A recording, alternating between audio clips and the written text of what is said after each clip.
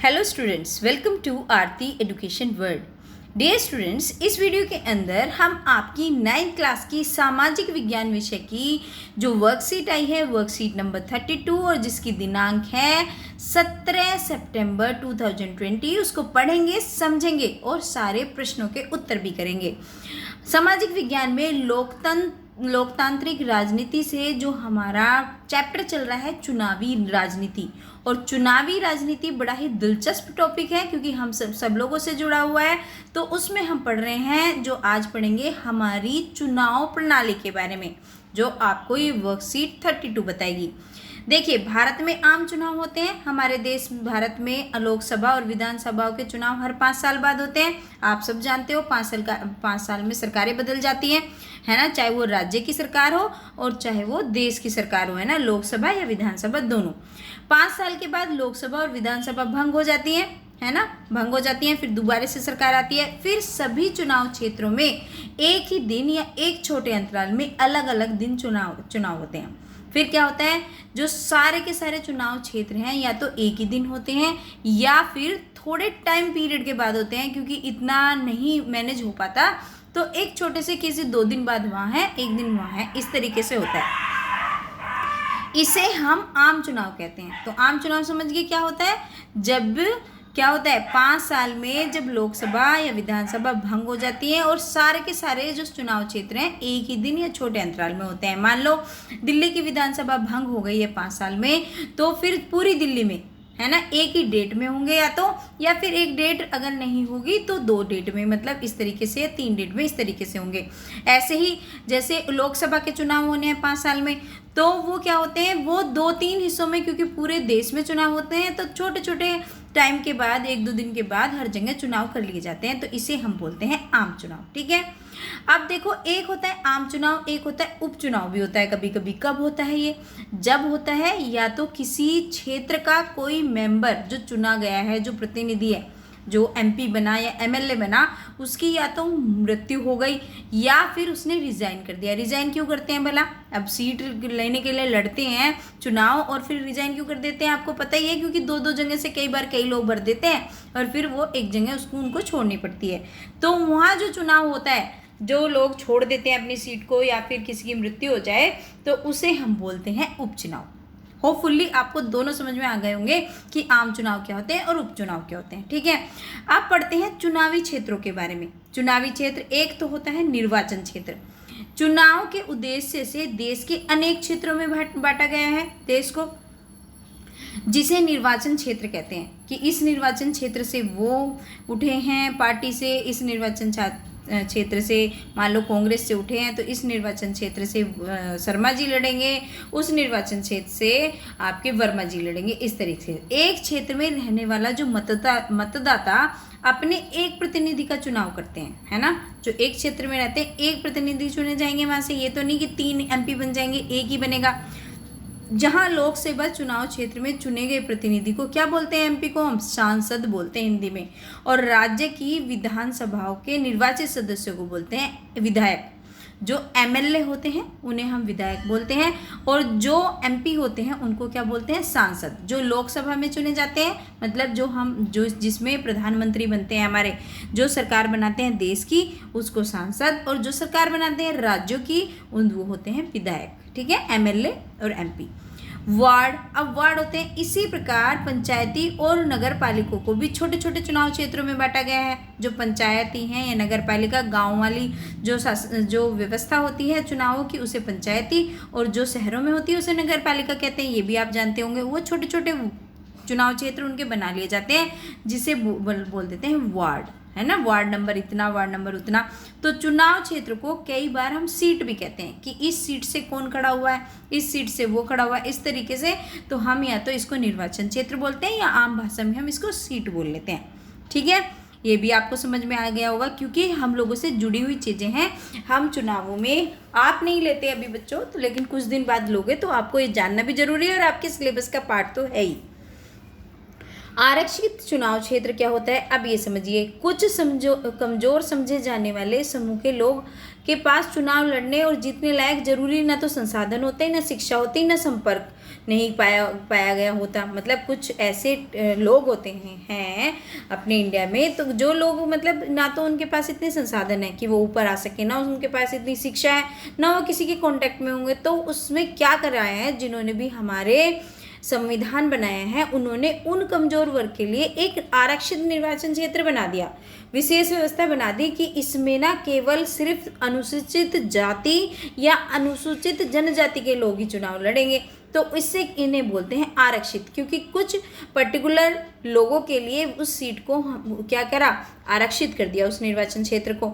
तो क्यों, तो उसको क्या बोला, आरक्षित निर्वाचन क्षेत्र। किसी स्पेशल विशेष समुदाय के लिए आरक्षित है ना, अनुसूचित जाति या अनुसूचित जनजाति के लिए, तो इसे बोल दिया हमने आरक्षित चुनाव क्षेत्र। ठीक है, जिसके कारण जो, क्योंकि इसके अगर ये नहीं होगा तो देश की एक बड़े हिस्से की आवाज़ संसद और विधानसभा तक नहीं पहुंच पाएगी, क्योंकि हर जगह इनको जो चुनाव लड़ने का मौका नहीं मिलेगा। तो इसलिए आरक्षित चुनाव क्षेत्रों की व्यवस्था की गई है। ठीक है बच्चों, आप देख लेते हैं मतदाता सूची क्या होती है। मतदाता सूची वोटर लिस्ट। ठीक है, हमारे देश में 18 साल से और ऊपर के सभी नागरिकों को चुनाव में बिना किसी भेदभाव के वोट डालने का अधिकार है ना। ये तो हम पढ़ ही चुके हैं और हमें पता भी है, चाहे वो अमीर है, चाहे वो गरीब है, या उसके बहुत रसूख है, मतलब बहुत सारी पावर्स है उसके हाथ में, सभी लोग वोट डाल सकते हैं 18 साल के बाद। उसमें छोटे बड़े का कोई अंतर नहीं है। अब वोट डालने के लिए मतदाता सूची में नाम होना जरूरी है। अगर कई आप देखते होंगे कई बार अपने मम्मी पापा चाचा चाची को कि भाई वोट नहीं डाल के आए क्योंकि हमारा तो वोटर लिस्ट में नाम ही नहीं था, तो उसमें नाम होना जरूरी है। तो मतदाता सूची के नाम पर वोटर आईडी प्राप्त होता है। आपको पता ही है, आईडी मिलती है सबको, वोटर आईडी आपके घरों में भी होगी। वोट देने जाते समय मतदाता को मतदाता ना पहचान पत्र ले जाना पड़ता है, या फिर कोई अन्य पहचान पत्र हो। कई बार उसके बिना भी काम चल जाता है, जैसे कोई निर्धारित भाई ये लेके आना है तब वोट पड़ेगी। तो ज़्यादातर क्या है, मतदान वोटर आईडी से पड़ती है। ठीक है, जिससे किसी एक का वोट दूसरा न डाल पाए। ये प्रिकॉशन क्यों लिए जाते हैं, क्योंकि एक मान लो एक लोग किसी दूसरे की फर्जी वोट ना डाल पाए, अपनी वोट वो खुद ही डाले, इसलिए उसको अपनी आईडी दिखानी पड़ेगी कि भाई ये मैं ही हूँ जो वोट डालने आया हूँ जिसकी। ठीक है, अब ये तो हो गई हमारी जो वोटर लिस्ट के बारे में। अब देखते हैं उम्मीदवारों का नामांकन कैसे होता है। देश में राजनीतिक पार्टी अपने अपने उम्मीदवार मनोनीत करती हैं। बीजेपी अपना कैंडिडेट खड़ा करेगी, कांग्रेस अपना करेगी, आम आदमी पार्टी अपना करेगी, समाजवादी पार्टी अपना करेगी, ऐसे करती है। तो जिन्हें पार्टी का चुनाव चिन्ह और समर्थन मिल जाता है ना। अगर एसपी से लड़ेगा तो साइकिल के चुनाव चिन्ह पे लड़ेगा, बीजेपी से लड़ेगा कमल के पे लड़ेगा, और कांग्रेस से लड़ेगा हाथ के पे लड़ेगा, आम आदमी पार्टी से लड़ेगा तो झाड़ू पे लड़ेगा। तो उनके चुनाव चिन्ह है ना, तो उन्हें वो मिल जाता है। उसे आम भाषा में हम क्या कहते हैं, टिकट कहते हैं। मतलब इस तरीके से होता है उम्मीदवारों का नामांकन। जो टिकट मिलता है, राजनीतिक दल अपने उम्मीदवार खड़े करते हैं और उनको उनका चुनाव चिन्ह और समर्थन दे देते हैं और अपने पार्टी से उनको टिकट दे देते हैं। ऐसे होता है उम्मीदवारों का नामांकन। ठीक है, आपको बहुत अच्छे से समझ में आया होगा, आशा करती हूँ मैं ऐसा।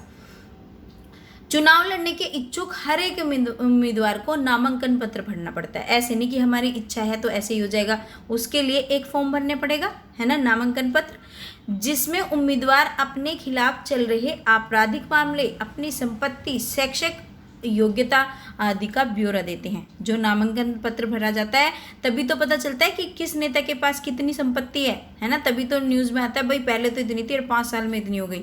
उसकी संपत्ति कितनी है, उसने पढ़ाई लिखाई कितनी करी है, या फिर उसके खिलाफ कोई आपराधिक मामला है या नहीं, तो ये सब चीज़ उसको लिखना पड़ता है इसमें। तब जाकर उम्मीदवार का नामांकन प्रक्रिया पूरी होती है। ठीक है, जो भी इच्छुक है नामांकन पत्र भरो और उसमें अपनी सारी डिटेल डालो, तो वो क्या कहते हैं, वो क्या करेगा, वो चुनाव के लिए फिर एलिजिबल हो जाता है। आप देखते हैं मतदान और मतगणना। मतदान केंद्र पर मतदाता अपना वोट अपनी पसंद के उम्मीदवार को देता है ना, अपनी पसंद के उम्मीदवार को तो देते हैं। मतदान हो जाने के बाद वोटिंग मशीनें को सील करके सुरक्षित जगह पे पहुंचाया जाता है, क्योंकि अब वोटिंग मशीन से वोटिंग होती है तो उनको सेफ जगह पे रख दिया जाता है जब वोटिंग हो जाती है। और तय तारीख पर उन सभी मशीनों को खोलकर मतों की गिनती होती है ना। ये पहले से ही डिसाइड होता है कि उस दिन वोटों की गिनती शुरू हो जाएगी, है ना। तो उनकी एक डेट फिक्स होती है कि उस दिन वोट गिनी जाएंगी, जहाँ सभी दलों के एजेंट मौजूद होते हैं, जिससे कोई धांधली ना हो सके, जिससे यही लिखा है जिससे मतगणना निष्पक्ष ढंग से हो सके, मतलब किसी का फेवरिज्म कुछ ना हो और उसमें जैसा है जितनी जिसकी है वो सब हो सके, किसी को कोई शंका न रहे। किसी चुनाव क्षेत्र में सबसे ज़्यादा मत पाने वाले उम्मीदवार को विजयी घोषित करा जाता है। मतलब अगर एक चुनावी क्षेत्र में 10 लाख वोट हैं तो जिसको भी सबसे ज़्यादा, मान लो 5 बंदे वहाँ से चुनाव लड़ रहे हैं, कि जिसको भी उनमें से सबसे ज़्यादा वोट मिलेगी वो जीत लिया जाता है, चाहे 1 वोट से जीते, चाहे 10 से, या 10 लाख वोट हैं तो चाहे 5 लाख से जीते, जो सबसे ज़्यादा वोट लाएगा मिलेगी जिसको वो जीत जाता है ना।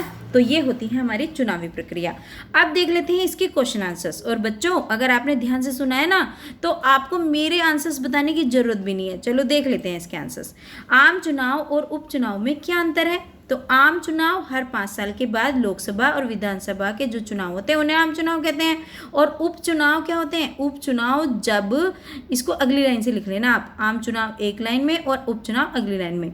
उपचुनाव जब किसी क्षेत्र में कोई सदस्य प्रतिनिधि की मृत्यु की स्थिति से उस क्षेत्र में दोबारा चुनाव होते हैं उसे कहते हैं हम उपचुनाव। ठीक है, चलिए ये हो गया पहला क्वेश्चन। अब दूसरा क्वेश्चन देखते हैं, सांसद और विधायक में क्या अंतर होता है? तो अभी तो मैंने आपको बहुत अच्छे से समझाया, तो वही लिख दो। लोकसभा चुनाव क्षेत्र में चुने गए प्रतिनिधि को सांसद कहते हैं और राज्य की विधानसभा के निर्वाचित सदस्यों को विधायक कहते हैं। इतना लिख दिया, बिल्कुल एब्सोल्युटली करेक्ट है ये आंसर। इस पे आपके कोई नंबर नहीं काट सकता क्योंकि हमने इसमें पूरी बात लिख दी एक लाइन में। ठीक है, चलिए अब देखते हैं तीसरा क्वेश्चन क्या कहता है। मतदाता सूची से आप क्या समझते हैं? तो बता दो मतदाता सूची क्या होती है। हमारे देश में 18 साल और उससे ऊपर के उम्र के सभी नागरिकों को चुनाव में बिना किसी भेदभाव के वोट डालने का अधिकार है। वोट डालने के लिए मतदाता सूची में नाम होना जरूरी है। मतदाता सूची में नाम होने पर वोटर आई कार्ड प्राप्त होता है जिससे वोट दिया जाता है। तो ये क्या होता है? ये होता है आपका मतदाता सूची। अच्छा, आपके अनुसार चुनाव लड़ने वाले उम्मीदवार में क्या क्या योग्यता होनी चाहिए? अब बताओ क्या क्या योग्यता होनी चाहिए। तो उसके अनुसार, मेरे अनुसार चुनाव, आप अपना आंसर लिखोगे ना तो आप इस तरीके से लिखिए। मेरे अनुसार चुनाव लड़ने के लिए करिए यहाँ पे, के लिए उम्मीदवार में शिक्षित, जिस चुनाव क्षेत्र से लड़ रहा हो, उस चुनाव क्षेत्र में रहता हो, वह अपनी इच्छा को पूरी करने के लिए नहीं बल्कि उस क्षेत्र के लोगों की भलाई करने की इच्छा रखता हो, ऐसी योग्यता होनी चाहिए, है ना।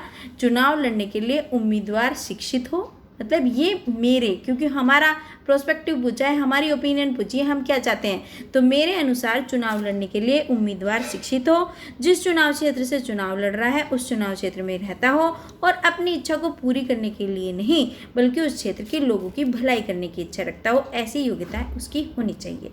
क्योंकि संविधान के अनुसार और योग्यताएं हैं लेकिन हमने अपने अकॉर्डिंग देनी है, तो ठीक है, हमारे अकॉर्डिंग ये हो गई। तो बच्चों ये थी आज की आपकी वर्कशीट। होपफुली आपको पसंद आई होगी। अगर आपको मेरी वीडियो से हेल्प मिलती है तो बच्चों प्लीज़ वीडियो को लाइक भी कर दिया करो। आप देख के चले जाते हो और लाइक नहीं करते हो, ठीक है। और चैनल को सब्सक्राइब कर लो अगर आप नए हो, और नोटिफिकेशन बेल ज़रूर दबा लिया करो जिससे जब भी मैं आपको वीडियो डालूँ तो सबसे पहले आपको नोटिफिकेशन मिले, ठीक है। और अपने दोस्तों के साथ शेयर करना बिल्कुल ना भूलना। थैंक यू बच्चों, फिर आऊँगी आपके लिए अगली वर्कशीट लेकर।